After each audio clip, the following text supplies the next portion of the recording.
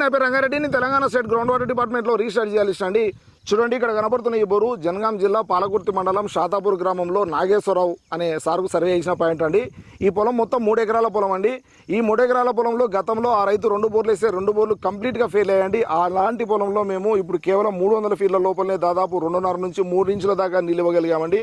So 2 బోర్లు fail అయిన పొలంలో ఇంత మంచి నీళ్ళు ఇవ్వడానికి రీజన్స్ ఏందనే దాని గురించి మీకు ఇప్పుడు వివరిస్తానండి. చూడండి రైతులారా, ఆ పొలంలోకి వెళ్ళినప్పుడు మేము మొట్టమొదటిసారిగా అతను వేసిన బోర్లు అన్నీ కూడా ఒక సైడ్ ఉన్నాయండి. దాన్ని గమనించిన మేము దానికి ఆపోజిట్ డైరెక్షన్లో సర్వే మొదలు పెట్టడం జరిగిందండి. రెండోది, ఇస్రో శాటిలైట్ మ్యాప్స్ ద్వారా భూమి లోపల డ్రైనేజ్ ప్యాటర్న్ వ్యవస్థ ఏ డైరెక్షన్లో ఉంది గమనించామండి. అంటే నీళ్లు రావడానికి, నీళ్లు ప్రవహించే అవకాశం లోపల ఫ్రాక్చర్స్ ఏ డైరెక్షన్లో ఉన్నాయి అంటే అతనికి నార్త్ సౌత్లో ఫ్రాక్చర్స్ డెవలప్ అవ్వడం జరిగిందండి. దాన్ని గమనించిన మేము మా ఇన్స్ట్రుమెంట్స్ అలైన్మెంట్ అనేది నార్త్ సౌత్ చేయడం వల్ల అక్కడ మాకు పాయింట్ డిటెక్ట్ అయిందండి. అలా కాకుండా అక్కడ ఈస్ట్ వెస్ట్ డైరెక్షన్లో ఎంతసేపు సర్వే చేసినా పాయింట్లు అనేది దొరికే అవకాశాలు ఉండవు.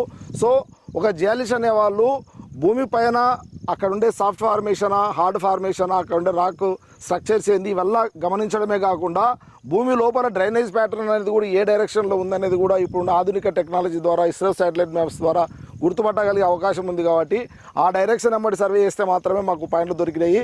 సో అదేవిధంగా ఇక్కడ సర్వే చేసి ఈ రైతుకు కేవలం 300 ఫీట్ల లోపలనే దాదాపు 2.5 నుంచి 3 ఇంచుల దాకా నీరు ఇవ్వగలిగామండి.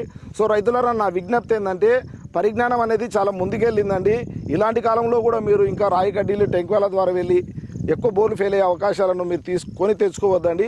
వీలైనంత వరకు మీకు అందుబాటులోనే జియాలజిస్ట్ని సంప్రదిస్తే కనీసం 85% బోర్లు సక్సెస్ అయ్యే అవకాశాలు ఉంటాయి. కాబట్టి ఖచ్చితంగా మీకు అందుబాటులోనే జియాలజిస్ట్ని సంప్రదించడం మంచిదండి. Thank you.